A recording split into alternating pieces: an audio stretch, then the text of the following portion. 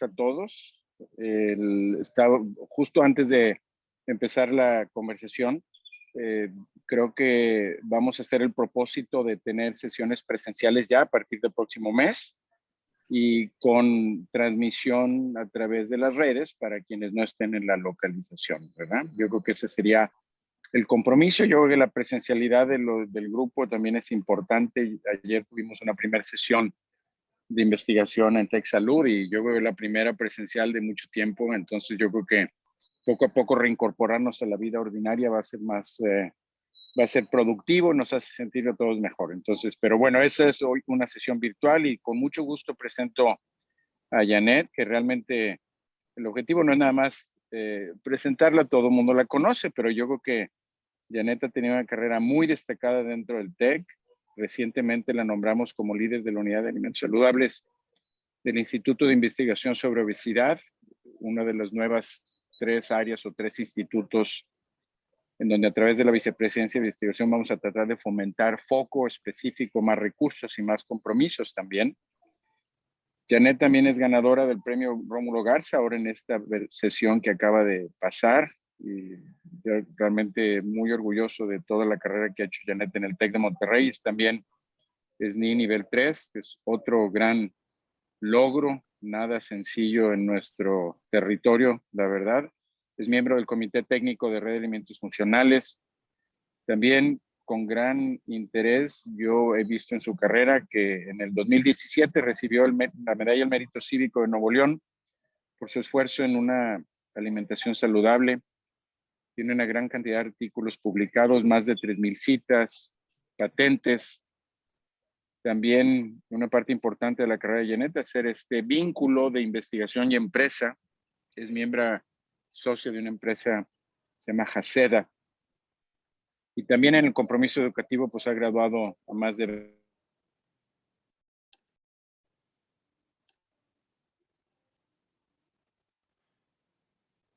Te perdiste, Memo.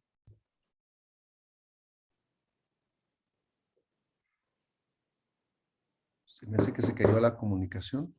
De investigación, de empresa, y pues realmente mucho de lo que tú vas a presentarnos ahora es obviamente un esfuerzo de muchos, lo entiendo, pero tu liderazgo obviamente ha sido fundamental y pues bueno, quisiéramos ver en el TEC muchos más como tú y gracias por tu esfuerzo y bienvenida a la presentación. Adelante, Janet. Muchísimas gracias. Muchas gracias a todos por tomarse este tiempo. Yo sé que si están dando modelo TEC 21 empieza a generarse el nervio de que ya se va a cerrar el bloque. Y bueno, como bien dijo el doctor Guillermo Torre, yo estoy ahorita liderando la unidad de alimentos saludables en el Instituto de Investigación sobre Obesidad. Como ven, es un tema bastante multidisciplinario. En la unidad, si bien lo que aplicamos está relacionado con alimentos, pero también con ingeniería de procesos, con medicina, con farmacología, inclusive pues también el impacto que podemos tener en políticas públicas a través de los emprendimientos sociales y desarrollo también de normatividades que nos lleven hacia una alimentación más saludable. Aquí rápidamente les presento al grupo, espero que pronto también ellos tengan oportunidad de presentar aquí en estos seminarios lo que está trabajando en la unidad y rápidamente. Los invito a Campus Guadalajara del 8 al 10 de junio para que escuchen lo que estamos haciendo a nivel nacional en temas de alimentos funcionales y nutracéuticos. Y bueno, el tema que les voy a platicar tiene que ver con investigación muy fuerte, porque sí, yo soy de las que más piensa que no podemos hacer innovación si no generamos conocimiento. Y por otro lado, no podemos generar empresas de base tecnológica sin también tener pues esta conciencia de la relevancia que tiene la propiedad intelectual y cómo podemos encontrar un equilibrio entre las publicaciones científicas, la propiedad intelectual y otra cosa muy importante que es lo que he aprendido en los últimos años, la relación de los retos con la industria y la comunicación con el mercado. También eso es muy importante. Y cuando hablamos de alimentos saludables, al menos lo que tratamos de hacer en el grupo es no nada más pensar en el producto final, no algo que esté reducido en grasa, menos sodio, etcétera, sino un alimento saludable empieza desde la raíz, desde cuáles son estos agroinsumos que estamos proponiendo para que vayamos moviéndonos hacia agricultura más sostenible, hacia reducción en el uso de agua o fomentar el tratamiento del agua en la industria de alimentos, que es una de las que más consume agua, y también dejar de pensar en desechos de la industria de alimentos y más bien convertirlos en materias primas para generar valor agregado. Entonces, como les mencionaba, más allá de la investigación básica, nos hemos enfocado en también pensar en la vinculación, la transferencia y cómo esto pues también nos cambia un poquito el chip hacia nuestra formación científica, pero también lo que mencionaba hace unos momentos, el patentamiento, el modelo de negocio, que cuando estemos desarrollando un proyecto a la par, vayamos enseñando también a nuestros alumnos a hacer evaluaciones económicas, si bien no somos especialistas en esa área, sí tener conciencia de que se requiere que los proyectos vayan a ser sostenibles a largo plazo, ¿no? Y también colaborar muy fuertemente con las empresas a donde se va a hacer la transferencia o quienes tienen estos retos para poder implementar y llevar al consumidor pues lo más rápido posible. Entonces sí, esta perspectiva de la pentahélice de que tanto se ha hablado en los últimos años, pues requiere de capacidades diferenciadas de un investigador tradicional. Esto no, pues en la experiencia propia yo les quiero platicar de un par de ellas, una que inició cuando estaba estudiando la maestría y que pues una de las cosas que a mí me atrajo mucho de estudiar el posgrado en el Tecnológico de Monterrey era el tema de propiedad intelectual. Mi primera publicación fue una patente, no fue un artículo científico. Y bueno, y todo esto también es tener paciencia, ¿no? Porque si se fijan ahí, marco el tiempo que se requiere entre que una patente sea sometida y sea aceptada. Y eventualmente todo lo que se requiere para la transferencia es todavía más de lo que tenemos ahí en las dos figuras de un par de patentes que tenemos otorgadas en la institución relacionadas con alimentos saludables. Entonces, ¿cómo inició todo esto? Inició como un proyecto de investigación básica. Como ven, pues era cuantificar fitoquímicos, ver sus efectos in vitro, promover estrategias biotecnológicas para incrementar el contenido de compuestos bioactivos en estos alimentos y eventualmente convertirlos en un suplemento o en un ingrediente funcional.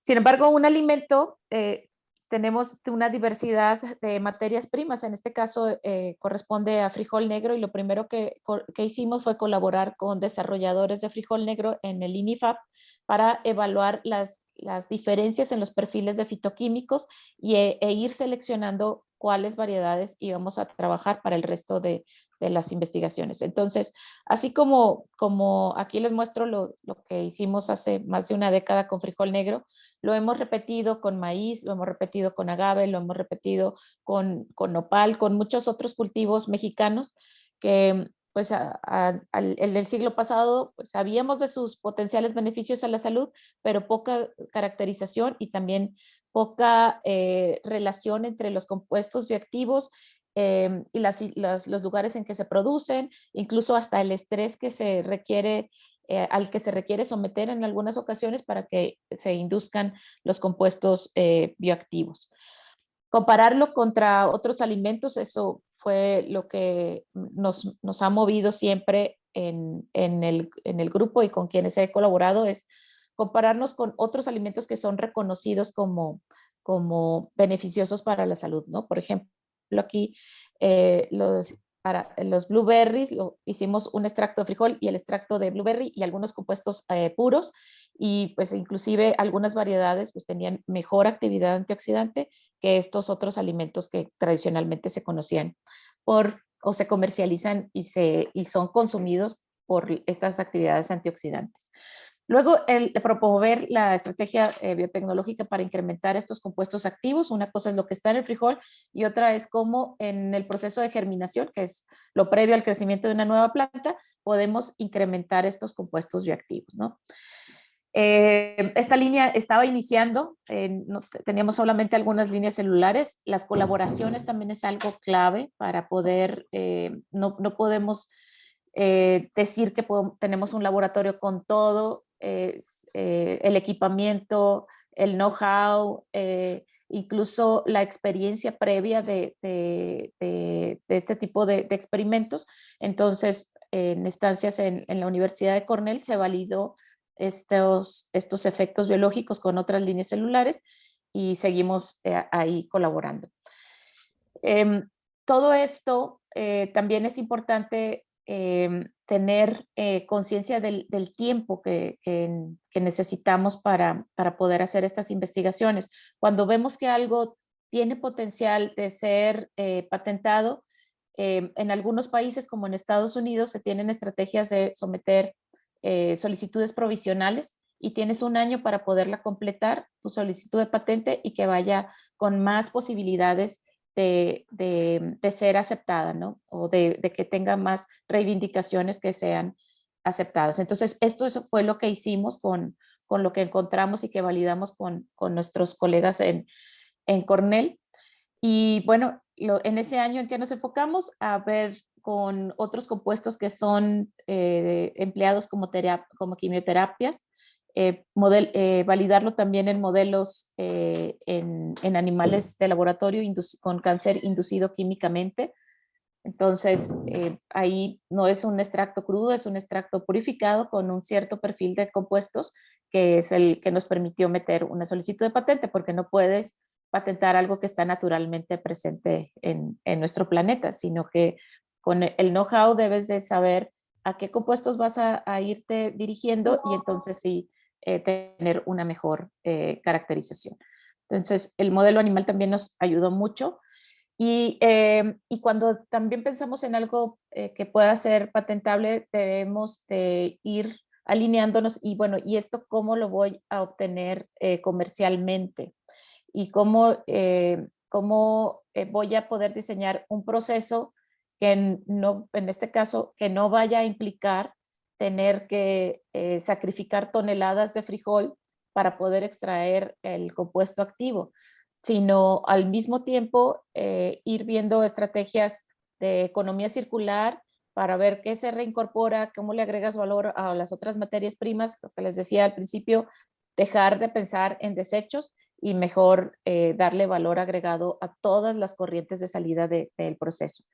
Y bueno, y aquí pues aquí les presento al frijol germinado. Esta parte de aquí es donde tiene más de los más compuestos bioactivos, y además pues con eso podemos tener lo que les decía, extractos diferenciados, diferente composición de fitoquímicos, que fue lo que logramos patentar, ¿no? Entonces, esto pues es crítico para poder convencer a las oficinas de patente de cómo en un suplemento o en una cápsula que tiene esta mezcla de fitoquímicos puedes tener los beneficios que serían equivalentes a consumir 30 gramos de frijol por día. Pues yo les pregunto si realmente se están, ya viéndolo en quincena, si se están consumiendo 300 gramos de frijol crudo por quincena, y no lo creo, ¿verdad? Porque el consumo per cápita en México está en menos de 30 gramos por día. Entonces, es una manera de poder incrementar el consumo de estos fitoquímicos, y además, si estos fitoquímicos los quisiéramos consumir del frijol negro, no los lograríamos tener porque muchos se pierden o en el agua de remojo o se pierden en el agua de cocimiento del frijol negro, y pues como quieran no lo ibas a poder. Necesitabas consumir todavía más de 30 gramos de frijol. Y bueno, toda esta historia que inició, ya llevaba 15 años de investigación, patente aceptada, procesos de transferencia en varias ocasiones que estuvimos colaborando con empresas para el proceso de transferencia. Sin embargo, no es algo sencillo, porque por un lado es un proceso completamente distinto. O sea, lo que hemos estado haciendo en los últimos años es colaborar incluso con la gente que construye la maquinaria para que le haga las adecuaciones que necesitamos para este proceso que desarrollamos, para poderlo escalar, etcétera. Entonces, en vez de quedarnos esperando a ver cuándo se transfería, bueno, esa patente y otras relacionadas, creamos una empresa. A través del programa que fuimos de la primera generación del INBATEC, el taller de incubación de empresas de base tecnológica del Tecnológico de Monterrey en el 2017, nos ayudó mucho para cambiar este chip, ¿no? Y esas habilidades que les comentaba hace un momento de, oye, ¿y cómo esto lo vamos alineando también a la evaluación financiera, al modelo de negocio, al producto mínimo viable que podemos llevar al mercado?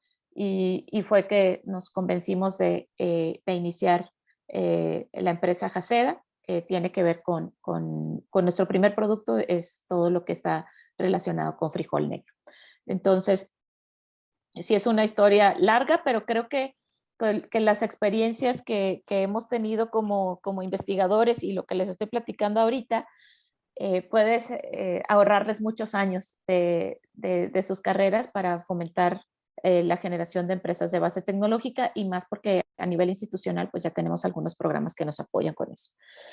Ese es un caso. A mí me gustaría también platicarles rápidamente de otro de los casos que trae esta perspectiva de desarrollo sostenible de la alimentación, porque, insisto, la alimentación sostenible tiene que estar alineada con el bienestar sostenible. Es decir, no podemos sacrificar las condiciones de producción de un alimento, o no podemos fomentar la contaminación por agua, por consumo excesivo de agua o energía en el sistema de procesamiento, por tener una cápsula o por tener un ingrediente saludable, ¿no? Entonces, esto estar trabajándolo todo al mismo tiempo. Este también es una realidad mundial, o sea, todo lo que se produce de alimentos y todo lo que realmente llega a ser consumido por los seres humanos en este planeta. Y pues la verdad es que tenemos mucho trabajo que hacer, que es en la que nos hemos estado enfocando, es en esto que culturalmente en algunos alimentos, a diferencia, por ejemplo, de China, que todo se consume, lo fermentan, lo germinan, lo procesan, lo convierten en harinas, etcétera. En muchas otras culturas tendemos a creer que algunas partes no son comestibles, ¿no? Tan es así que pues yo cuando era chiquita y mi mamá compraba el pan para sándwich, pues era pan de harina refinada. Y yo creo que ahorita son contadas las personas que compran un pan de harina refinada y preferimos consumir de granos enteros, integrales, etcétera. Y entonces ahí, fíjense el cambio de paradigma, ¿no? Este salvado que consideramos que era una parte no comestible, pues hoy ya lo revalorizamos y lo integramos de una manera muy natural a nuestras dietas, ¿no? Por eso aquí está el ejemplo de la panadería, ¿no? Ya con harina refinada, y cómo ahí ahí hemos estado trabajando en el grupo. Y otro punto muy importante que tiene que ver pues, con los cambios sociales que hemos vivido pues, ya derivados de la industrialización, es la migración de las personas hacia zonas urbanas. Sin embargo, son pocas zonas urbanas donde se tienen o huertos urbanos o granjas verticales o sistemas de producción en las grandes ciudades, producción de alimentos en las grandes ciudades. Y la mayoría de los alimentos se produce pues, en las zonas rurales, ¿no? O es una de las características que hace la diferenciación entre estas dos zonas. ¿Y qué pasa con la materia orgánica que desechamos en las grandes ciudades? Se convierte o en rellenos sanitarios o en una fuente de contaminación del agua, y en lugar de pensar en estrategias de cómo reintegramos esta materia orgánica para fomentar el desarrollo sostenible de las comunidades rurales e incluso una producción más sostenible de alimentos a nivel mundial, ¿no? Entonces, aquí les dejo el QR de este reporte para invitarlos a participar en este tipo de estrategias y cambiar esta visión y unirnos en comunidades sostenibles y dejar de pensar en urbano versus rural, ¿no? Entonces somos a final de cuentas habitantes del mismo planeta y tenemos la misma cantidad de agua disponible para todos. El problema es que esa agua disponible cada vez está más contaminada y no la podemos estar reintegrando como lo veníamos haciendo en décadas pasadas, ¿no?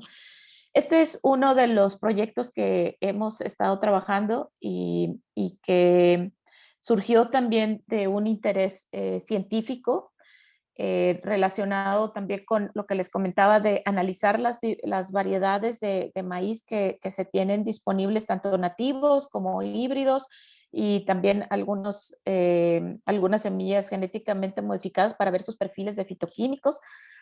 Y bueno, y decir, oye, esta variedad es muy buena, tiene buenos rendimientos en campo, y cuando nosotros veíamos desde el punto de vista de compuestos bioactivos, pues no necesariamente el que tenía más rendimiento era el que tenía más actividad antioxidante en el producto final. ¿Y por qué? Porque no nada más tenemos que pensar en el rendimiento en el campo, tenemos que pensar en cómo desarrollamos variedades que sean compatibles también con el procesamiento. Entonces, en México, la mayoría del maíz que consumimos es nixtamalizado, es convertido en masa para hacer tortillas, tamales, pozole y totopos, etcétera, ¿no? Y este residuo, pues, es el que se queda con muchos compuestos bioactivos y tenemos varias publicaciones relacionadas con toda la bioactividad que tiene, incluyendo algunos compuestos que son preventivos de cáncer, algunos que son antiinflamatorios, antioxidantes, que pueden ayudar a proteger algunos otros principios activos para ser utilizados como materiales para encapsular fármacos incluso. Entonces, ¿y qué está pasando con ese necayote? Pues el 50% del necayote que se produce en el país queda en el drenaje de las tortillerías, ¿no? Entonces, hay mucho que hacer por ahí. Y aquí esto es una de estas estrategias de economía circular que también surgió, toda la parte derecha surgió de uno de los proyectos PRONACES que tuvimos hace un par de años, donde en estos proyectos PRONACE solicitan mucho la colaboración o la co-creación con las comunidades. Entonces nosotros fuimos y presentamos todo lo que se podía hacer con el maíz. Y una de las necesidades que nos presentaron, dice, todo eso está bien, no tenemos la tecnología para poder recuperar a esos compuestos activos. ¿Cómo podemos tener un producto mínimo que además nos ayude a sustituir algunos agroinsumos, sobre todo, por ejemplo, el glifosfato, y tener una producción más sostenible de maíz y sobre todo en el caso de maíces criollos? Entonces, eso fue hace un par de años, justo iniciando la pandemia, que hicimos estos talleres de co-creación con productores de maíces nativos en Tlaxcala e iniciamos el proyecto de producción de agroinsumos, que además es con una colaboración con la FES Cuautitlán de la UNAM. Esto es lo que les decía. Esto es un proyecto que se hizo pues hace más de hace casi 15 años con todo el maíz, y después empezamos a trabajar con el necayote. Lo que quiero aquí resaltar es todo el potencial que tiene de compuestos fitoquímicos el maíz, es esto verde, que se pierde en el necayote.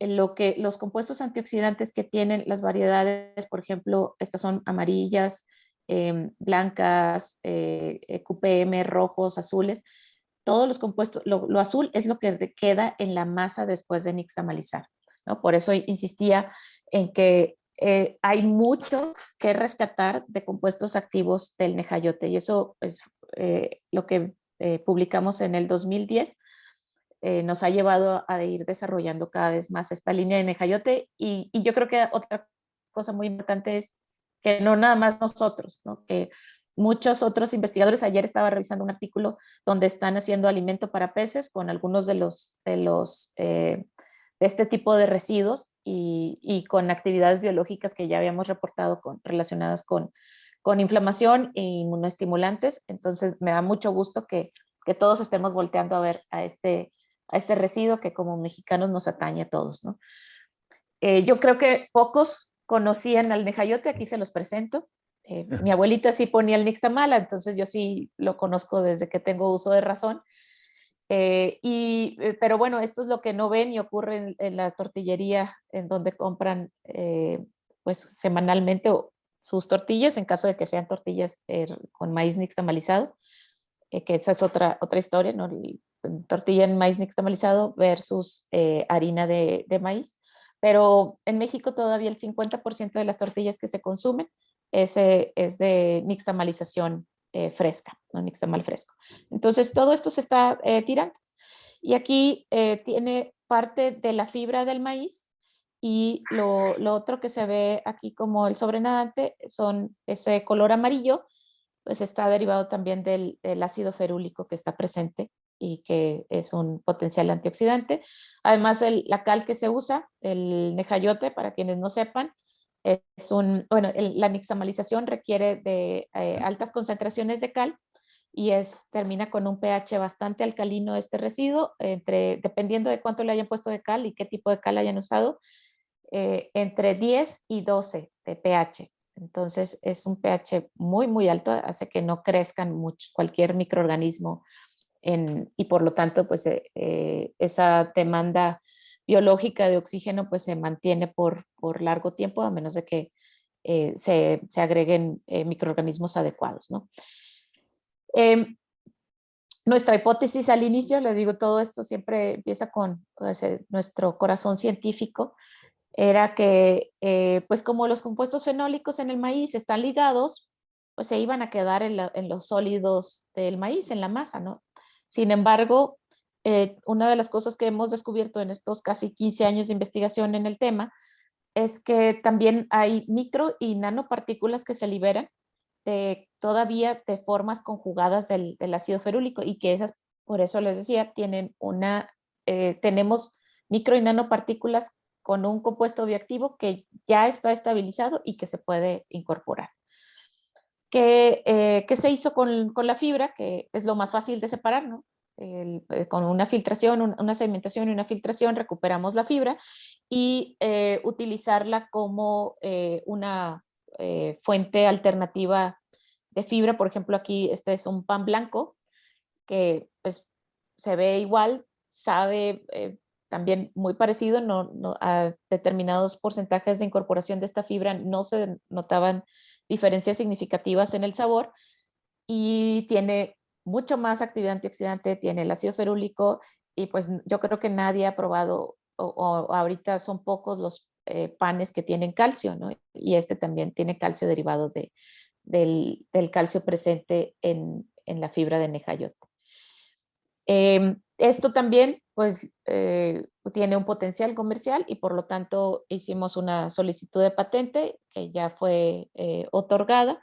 Entonces, pensando, el ejemplo estaba solamente con el pan, pero yo creo que todos han probado pastas integrales y no somos tan adeptos a una pasta integral, una pasta de trigo integral, por el sabor amargo que tiene la fibra del trigo, cosa que la fibra del maíz no tiene ese sabor amargo y entonces no nada más es el pan, hay una diversidad de productos derivados de cereales que pudieran incorporar este ingrediente activo y mejorar su actividad biológica. Esto era lo que les comentaba, que todavía nos quedaba mucho trabajo que hacer con este líquido amarillo, ¿verdad? Y este líquido tiene partículas parecidas a algunos agentes que se utilizan para la producción de encapsulantes, como las ciclodextrinas, y lo utilizamos para encapsular algunos compuestos antiinflamatorios y también pues los mismos que están ahí presentes y ver su potencial como incorporación en alimentos, aquí les voy a poner, en bebidas, o sea, como una bebida tradicional, al incorporarle este ingrediente, incrementa significativamente su actividad antiinflamatoria y su actividad antioxidante. Pero otra cosa muy importante cuando desarrollamos alimentos saludables, y yo creo que cualquier producto que estemos desarrollando, es que pues nadie se lo va a consumir saliendo del laboratorio. Entonces tenemos que traer en mente también vida de anaquel. Y este proyecto lo analizamos, bueno, recién salido del laboratorio, de la planta piloto en donde se generó la bebida, y 12 meses tras 12 meses de almacenamiento, ¿no? Es un polvo para una bebida lista para preparar, y sí, efectivamente hay un beneficio, pero hay trabajo que hacer para estabilizar algunos de los compuestos que tienen esta actividad antiinflamatoria. Pero bueno, es mejor que la tradicional, ¿no? Si no le agregáramos esos sólidos de nejayote, pues tendríamos casi nada de producción de inhibición de síntesis de óxido nítrico, que es el marcador que utilizamos para esta actividad antiinflamatoria, contra una bebida con un 9% de este polvo. Como es para una bebida, no sería tan palatable usar la fibra gruesa, y esto utilizamos un polvo mucho más fino que tiene mejor actividad. Ese polvo fino pues tiene derivados de carbohidratos, pero también proteínas, y nadie había estado trabajando con las proteínas que se liberan en el nejayote. Y hace rato que les mencionaba que el ácido ferúlico está ligado con moléculas más grandes como carbohidratos y proteínas. Luego nos pusimos a separar a estas proteínas o hidrolizados de proteínas donde estuviera ligado el ácido ferúlico, para tener todavía más caracterizado el potencial de ir liberando lentamente al ácido ferúlico en un conjugado con las proteínas, que además no son hidrosolubles. Entonces esa creo que es una ventaja para aplicaciones, por ejemplo, para aplicaciones dermatológicas, que es lo que estamos ahorita trabajando. Esto, en resumen, es lo que les quería platicar, ¿no? Que cuando hablamos de alimentos saludables, hablamos de medio ambiente, hablamos de biotecnología, para poder generar estos productos de valor agregado, recuperar a compuestos de alto valor, y estos agroproductos que también esta es una foto del taller que hicimos ahí en Tlaxcala, donde nos quedó bastante claro las necesidades que tienen los campesinos, ¿no? En los últimos años se ha hecho un fuerte énfasis en revalorizar a los maíces nativos y los criollos, pero poco en generar insumos que permitan su producción de una manera sostenible y que también pues ayuden a estos productores a seguir manteniendo este valor genético que tenemos como mexicanos. Aquí les presento el ácido ferúlico, ¿no? Y tan famoso es el ácido ferúlico que los sueros anti-envejecimiento más recientes tienen ácido ferúlico como principio activo. Entonces, ojalá que esto nos lleve a dejarlo de tirar por el drenaje e invitar a emprendedores a seguir desarrollando procesos de recuperación de estos compuestos bioactivos y obviamente pues la estabilización y sus usos comerciales en productos como este que vemos ahí en la imagen. Y también invitarlos a diseñar procesos que sean compatibles con las necesidades de la industria, que es lo que estamos trabajando con el consorcio TECUNAM, donde pues para poder tener estrategias de economía circular, o tenemos que transportar residuos o tratar los residuos in situ. Y para poder tratar residuos in situ en una empresa productora de alimentos, tenemos que asegurarnos que sean procesos inocuos, que no vayan a poner en riesgo pues su proceso actual, ¿no? Entonces, eso es lo que estamos trabajando. En el consorcio, pues estamos colaborando pues con Cuautitlán con todo el tema de los las pruebas agroecológicas. Maixico, que es la empresa con la que estamos colaborando en Monterrey. Y bueno, y eventualmente también ir viendo cómo esto lo podemos sumar en tortillerías locales. En esto también se han hecho pláticas con algunos restaurantes agroecológicos donde nixtamalizan y producen algunos alimentos en el mismo restaurante. Entonces, pues cuando queremos ir avanzando en el nivel de TRL de nuestros productos, tenemos que hacerlo junto con el cliente, ¿no? Todos estos pivoteos se hacen con el cliente o con el usuario para poderle retroalimentar. Entonces, ahorita es ciencia, procesos, colaboraciones y escuchar las necesidades de quienes van a ser nuestros clientes o nuestros consumidores, que también serían los agricultores. Ya como conclusión de esta interacción es convertir los desperdicios en productos de alto valor, y para eso, para generar valor, pues no es nada más el conocimiento, sino el pensar en cómo esto va a ser transferido a una empresa o cómo puedo generar una empresa o invitar a nuestros alumnos a que generen empresas. También eso es algo de lo que hemos estado haciendo con nuestros alumnos. Ahora es más fácil con Tech 21 y con los alumnos de posgrado también invitarlos a revalorizar y a generar valor para la industria y para la comunidad en general. Rediseñar los procesos de transformación de alimentos, que es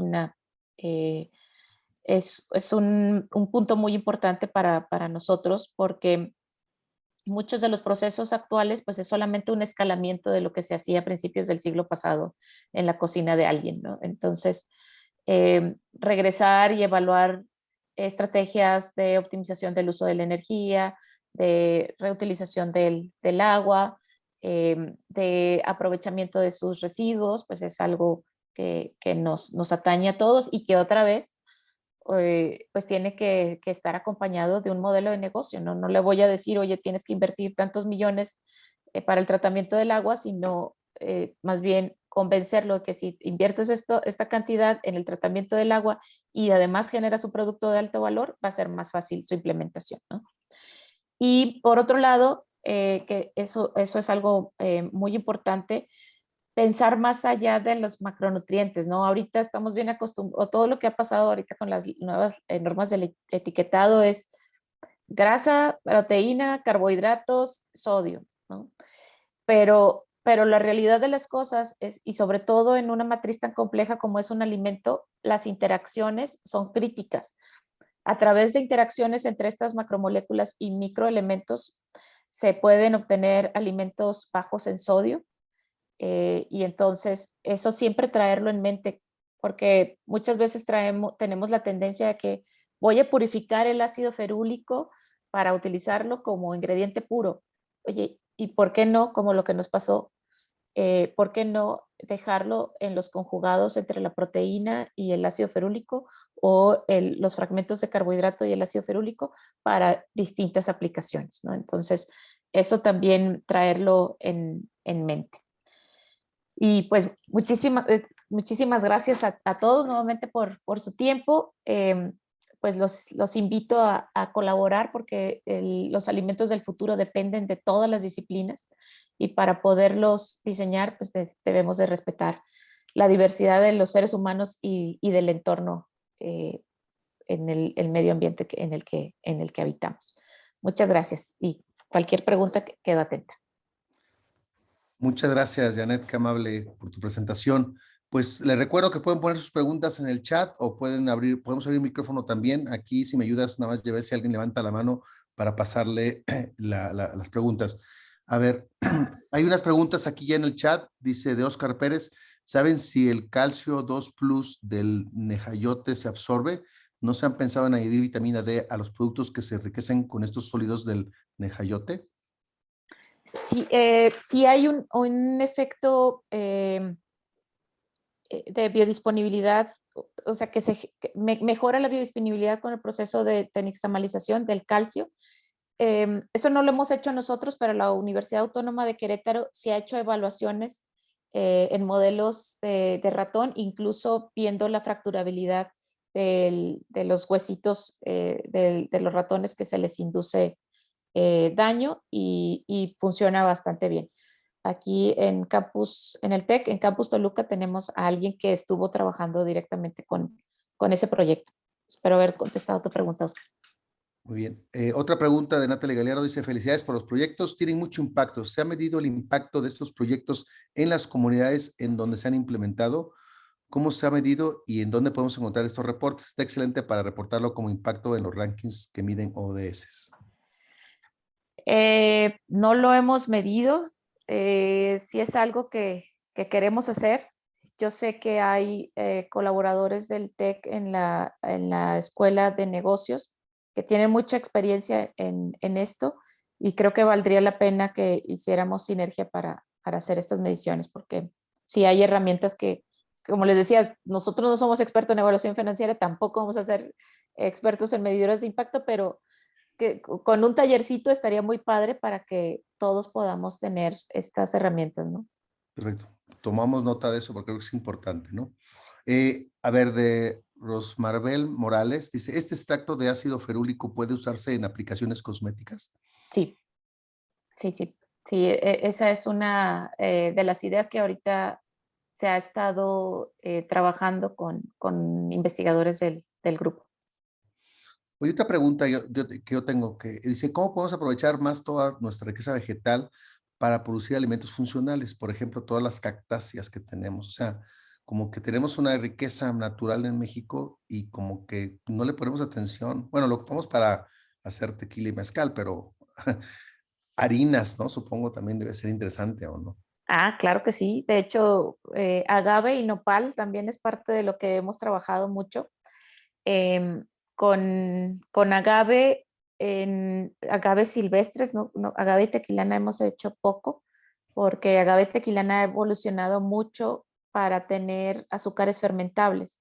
Y los agaves silvestres han evolucionado solitos, ¿verdad? Porque se han tenido que adaptar a condiciones muy adversas de, de sequía y de falta de algunos micronutrientes en el suelo, y eso ha hecho que tengan una cantidad de compuestos bioactivos que se llaman saponinas, muy interesante. Tenemos ahí también una patente relacionada con agave y vinculaciones con empresas, y ahorita el bloque que estoy por iniciar es con mezcaleros también de acá del estado de Puebla para apoyar con agave. Y con nopal también, o sea, el nopal, una de las cosas que nos hemos enfocado es que el nopal no nada más se consume en ensalada, ¿no? Porque desafortunadamente no a mucha gente le gusta consumirlo en la ensalada por aquello del mucílago que tiene. A mí es de las cosas que más me fascinan en el mundo, pero bueno, es eso, esa cultural, ¿no? Sí hemos desarrollado algunos principios activos e incluso ahorita acabamos de enviar una publicación donde utilizamos algunos de los fitoquímicos parcialmente purificados para desarrollar materiales de curación, ¿no? Con una potencial liberación de los compuestos. Ahí el nopal, la verdad es que yo creo que también ha evolucionado pues muy interesantemente.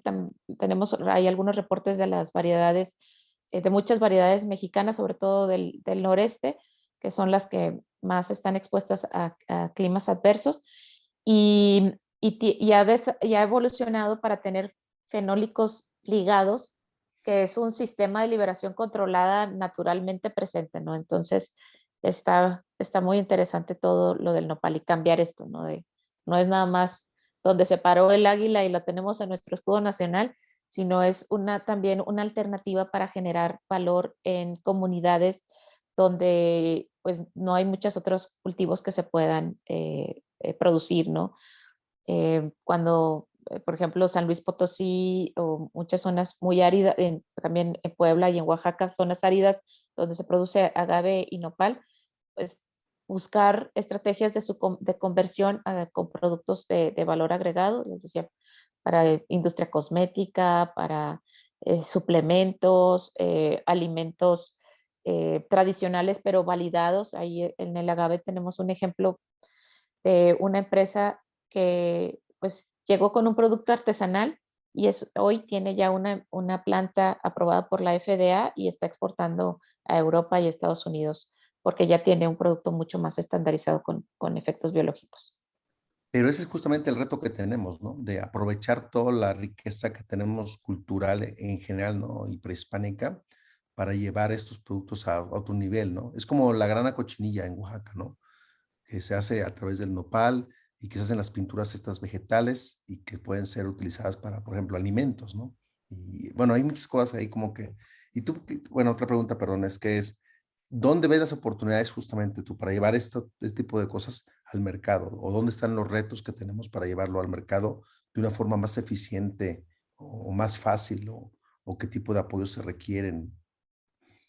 Bueno, una es apoyos locales, ¿no? Por un lado, buscar financiamiento a través de los gobiernos estatales para reactivar la economía en estas zonas y creo que se han estado haciendo esfuerzos no alineados a la generación de conocimiento y empresas de base tecnológica, sino nada más con temas de productos tradicionales, ¿no? Y hacer, optimizar esos procesos, pero creo que debemos de transformar porque si no al rato todo el mundo va a producir lo mismo y eso va a afectar al mercado, los precios, etcétera, y el beneficio pues, no se va a ver tan tangible a largo plazo. En cambio, si cambiamos el chip de las comunidades productoras de alimentos a que pues tenemos que irnos adaptando a las necesidades de la sociedad y poderlo comercializar, pues va a ser más fácil.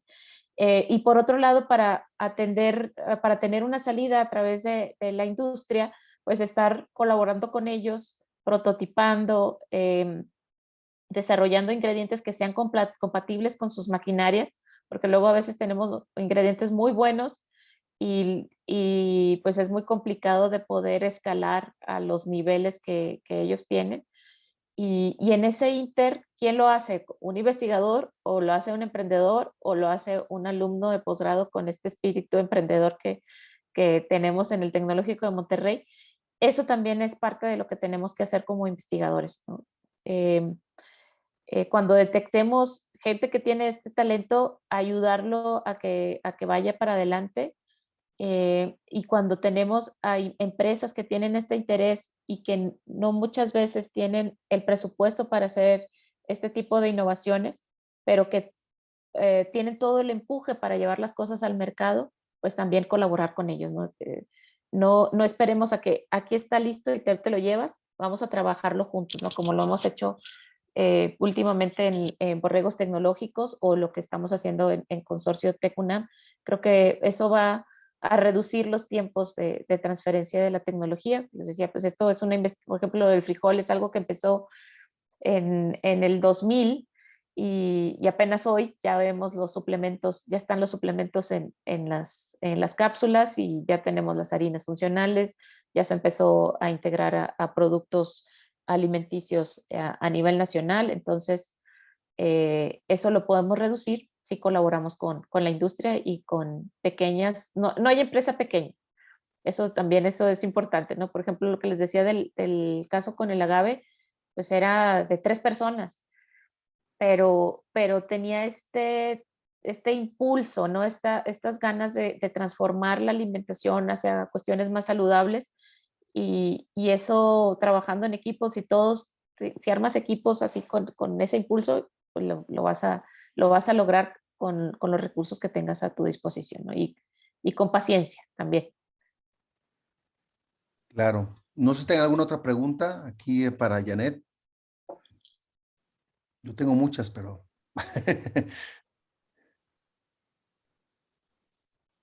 ¿O alguien quiere levantar la mano?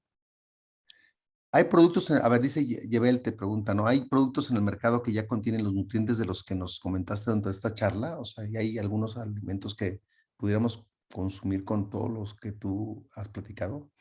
Sí, ya, por ejemplo, las cápsulas de frijol ya están disponibles. Ahorita estamos viendo precisamente aquí veo a Graciano que nos está ayudando. Él es estudiante de posgrado de la Escuela de Negocios y que a través del programa de credenciales complementarias nos está ayudando a ver cuál es la mejor estrategia para llevar esto al mercado. ya los tenemos, ya se solicitó, ya tenemos todo el trámite también avanzado con COFEPRIS. Y pues si no está aquí conectado Daniel Guajardo, que es uno de los socios, pero ahí ya tiene botes en Monterrey. Y si no me mandan un correo, ya los pongo en contacto para que les dé unos botecitos de cápsulas de frijol. Los otros, como son ingredientes, no llevan la marca Jaceda, pero ya hay unas hamburguesas disponibles en el mercado que llevan a la harina de frijol de la marca Jaceda, y pronto vienen algunas botanas también con harinas de frijol que tienen pues, 50% más de proteína que una botana tradicional y menos grasa, ¿no? Entonces, ahí estamos trabajando con esos productos. Ahí está. Muy bien. Sí, te vi conectado, Mauricio. Sí, ya levantó la mano. Sí. Aquí estoy. ¿Alguna otra pregunta? Oye, otro tema que a mí me surgió ahorita que en tu presentación es, pues tenemos grandes productores de alimentos, ¿no? O sea, Bimbo, Maseca, Sinux, etcétera. ¿Cómo los involucramos más a ellos para darles justamente todas estas nuevas oportunidades de alimentos diferenciados, ¿no? O es muy complicado, digo, no sé, digo, yo no soy muy cercano a ese tipo de industrias, pero no sé cuál ha sido tu experiencia, ¿no? Porque ellos son grandes tractores, ¿no? Deberíamos de tener justamente una buena vinculación con ellos porque son los grandes proveedores de alimentos, ¿no? Sí, No en México, en el mundo, ¿no? exacto. Sí, ahí lo que hemos hecho es escuchar, pues ellos tienen toda una fortaleza de estudios de mercado, ¿verdad? Y que saben cuál va a ser las siguientes productos que van a estar desarrollando. Y con eso te sirve mucho para ver cuáles son los proyectos en los que debes de enfocarte. Y otra cosa es no pensar que vas a generar la solución inmediatamente. Y eso es algo que siempre se platica con ellos, sino que nos pueden apoyar mucho a los emprendimientos a mantener ese foco en cuáles son las características que están buscando en el producto, y también cómo establecer estrategias de escalamiento, porque luego te mandan toneladas y el emprendedor pues puede producir kilos, ¿no? Entonces eso también estar ahí conscientes. Existen, por ejemplo, también algunas veces programas de estas empresas que ayudan a emprendimientos de base tecnológica a que puedan acelerarse y escalar. Entonces, siempre estar ahí pendientes de sus plataformas, ¿no? Nestlé es lo mismo. Por ejemplo, a mí me ha tocado colaborar mucho con Nestlé y ayudarles a que con los emprendimientos, ¿no? Se valide el mercado, ¿no? Y vayamos abriendo vamos cambiando la perspectiva, porque también otra cosa que las grandes industrias tienen el problema es que no hay una manera de educar o cambiar la educación en la selección de alimentos de la noche a la mañana. Pero si empezamos a tener más alimentos saludables disponibles, pues es mucho más fácil que ellos eventualmente también puedan desarrollar productos, ¿no? Entonces, esas serían mis experiencias y las estrategias que hemos seguido como grupo, ¿no? Que escucharlos y ver cómo podemos validar los productos que estamos desarrollando. Claro, claro. Le paso la palabra a Juan José. Adelante, José. Hola, buen día. ¿Cómo estás? Hola, Janet. Ahorita que hablabas, o que se hablaba de el agave para el mezcal y todo esto, y también en el título de Respetando Diversidad, cuando se habla de ese tipo de, perdón por mi ignorancia, no sé si son cactáceas, son agaves o qué son, su crecimiento no es limitado, y lo que dices, puedo producir kilos, pero a lo mejor quiero producir toneladas. Ese crecimiento, ese tiempo que se dé la planta, ¿ya está tomado en cuenta? O cuáles son los cambios? ¿O ya una vez procesado el mezcal se puede hacer algo más? No sé, me llama la atención porque cuando procesas cierto tipo de ya sea mezcal o el tequila o lo que sea, destruyes la planta y hay que volver a sembrar. No sé si esto ya, el control en el crecimiento, en la producción ya está tomado en cuenta. Qué buena pregunta, Juan José, y te comento así con la experiencia que tenemos nosotros. Muchas veces los productos derivados de agave, a excepción del agave tequilana, que la verdad es que institutos de investigación como el CIATEC ayudaron mucho al desarrollo de la industria en el estado de Jalisco. En el caso del agave, utilizado para mezcal y otros productos artesanales, algunos son silvestres y se destruyen las plantas, como bien dices. Y la capacidad de regenerar la planta debe de ir acompañada con este sistema de explotación de lo silvestre. En el grupo también hemos pensado y hemos tenido ahí algunos trabajos de buscar estrategias de micropropagación o propagación masiva de algunas especies particulares para que se puedan resustituir, tener bancos de germoplasma como se hace en muchos, por ejemplo, en Costa Rica es normal que se tengan los bancos de germoplasma de sus frutos tropicales y pues la verdad es que en México estamos un poquito atrás para revalorizar o para preservar toda esta diversidad que tenemos, ¿no? Y bueno, en las prácticas tradicionales también existe la manera en que se pueda regenerar la planta. Cuando a veces, si ustedes han visitado han hecho un tour de mezcaleros, ven ahí las plantas que las sacan del suelo y las dejan ahí, pero no crean que es por descuido, es porque están haciendo que crezcan los hijos de esa planta. Entonces crecen a veces 6, 7, 8 hijos y luego ya esa se hace trasplante. Entonces de esa planta muerta se trasplanta. Pero sí, se tiene que esperar 6 hasta 12 años para que pueda tener un valor comercial el producto que se explote de esa planta. Entonces, pues también cuando se selecciona hay que tener esa visión para qué uso va a tener y luego con todo el resto, porque las plantas de agave, sobre todo algunas de mezcal, son gigantescas, ¿no? ¿Y qué se hace con las hojas? ¿Y qué se hace con las piñas después de hacer la extracción del jugo para producir el fermentado y después el destilado? Ya hay también algunas iniciativas, ¿no? Por ejemplo, en las hojas, pues nuestros ancestros usaban el michiote, ¿no? Y busquen artículos científicos relacionados con michiote, son bien poquitos. Entonces, y otra vez, es un sistema de liberación controlada que está naturalmente presente, que podemos reutilizar para generar productos cosméticos o dermatológicos y que pues, invitar a nuestros alumnos a que hagan las investigaciones científicas necesarias para hacer las empresas de base tecnológica para aprovechamiento de esos materiales.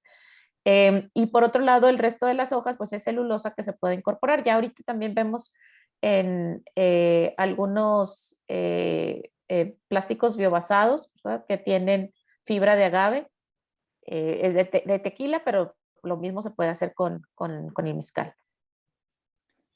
Pues muchas gracias, Janet. Muchas Pues gracias. llegamos al final de este seminario. Muchas gracias a todos. A nombre del doctor Memo Torre y por supuesto de todo el grupo de la Vicepresidencia de Investigación, te agradecemos mucho, Janet, que hayas participado. Creo que tenemos una excelente líder, una excelente investigadora en esas temáticas que seguramente nos ayudará a transformar la vida de las personas y particularmente ahora con el tema de obesidad. Se quedó una pregunta de Oscar Pérez sobre obesidad, a ver, ahí en el chat, a ver si la puedes responder después. Y nuevamente muchas gracias a todos por participar y nos vemos en la siguiente sesión, igual como recuerden, ¿no? El último viernes de mes. Creo que vamos a tener todavía mayo y junio y luego descansamos en verano. Gracias a todos y que tengan un excelente fin de semana. Hasta luego, Janet. Gracias a todos. Hasta luego, muchas gracias.